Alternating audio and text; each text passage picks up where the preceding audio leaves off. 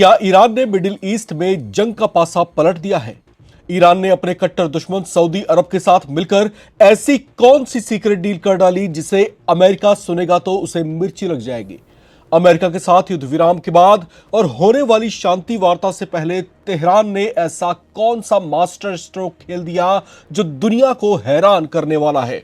इस संवेदनशील वक्त में जब पूरा मिडिल ईस्ट एक बड़े संकट के दौर से गुजर रहा है, ईरान या अमेरिका की कोई एक गलत हरकत एक इतिहास रच सकती है। ईरान और अमेरिका का तनाव चरम पर है।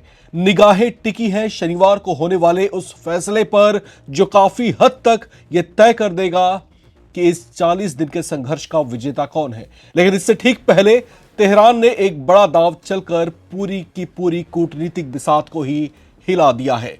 अमेरिका के साथ 40 दिन की जंग में जिस ईरान ने सऊदी अरबिया पर जमकर मिसाइलें दागी थी, जिस सऊदी अरब की जमीन पर बने अमेरिकी सैन्य अड्डे, अमेरिकी दूतावास और वो तमाम जगहें जो किसी ना किसी तरीके से अमेरिका से जुड़ी हुई थी, उन पर हमले कर रहा था, अब उसी सऊदी से ईरान ने संपर्क साधा है। ईरान के विदेश मंत्री अब्बास अराक्ची ने सऊदी के विदेश मंत्री प्रिंस फैसल बिन फरहान को फोन किया। यह कोई सामान्य बातचीत नहीं थी। इसमें खाड़ी क्षेत्र की सुरक्षा, तनाव कम करने के तरीके और सबसे अहम, दुनिया की तेल सप्लाई की लाइफलाइन माने जाने वाले हॉर्मूज जलडब्रू मध्य पर चर्चा हुई। यही वो रास्ता है जिससे दुनिया के सबसे बड़े तेल का हिस्सा गुजरता है। अगर यहां कुछ भी गड़बड़ होती है तो पूरी ग्लोबल इकोनॉमी हिल सकती है। अब सवाल यह है कि आखिर ईरान को अपने सबसे बड़े दुश्मन से बात करने की जरूरत क्यों पड़ी। दरअसल तेहरान अच्छी तरह जानता है कि अगर सऊदी अरब, यूएई और बाकी खाड़ी देश पूरी तरह से अमेरिका के साथ खड़े हो गए तो उसकी स्थिति बेहद कमजोर हो जाएगी। इसलिए यह फोन कॉल एक तरह से डैमेज कंट्रोल भी है और डिप्लोमेटिक अटैक भी। ईरान ये दिखाना चाहता है कि वो अकेला नहीं है और जरूरत पड़ने पर वो अपने रिश्तों को सुधार भी सकता है। दूसरी तरफ सऊदी अरब भी कम चालाक नहीं है। उसने इस मौके का फायदा उठाते हुए साफ शब्दों में अपनी शर्तें रख दी हैं। रियाद ने कहा है कि हॉर्मुज जलडब्रू मध्य को तुरंत खोला जाए और खाड़ी देशों की संप्रभुता का सम्मान किया जाए। यानी सऊदी सीधे सीधे ईरान को चेतावनी दे रहा है कि अगर शांति चाहिए तो दादागिरी बंद करनी होगी।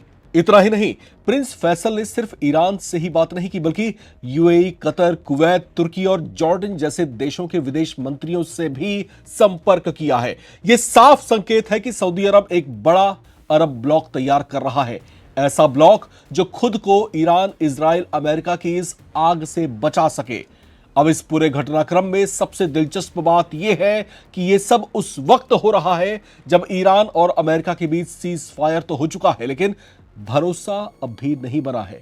बातचीत चल रही है, लेकिन हर कदम पर शक, हर शर्त पर टकराव और हर फैसले के पीछे राजनीति छिपी हुई है। तो क्या यह माना जाए कि ईरान ने आखिरी वक्त में अपनी चाल बदल दी है?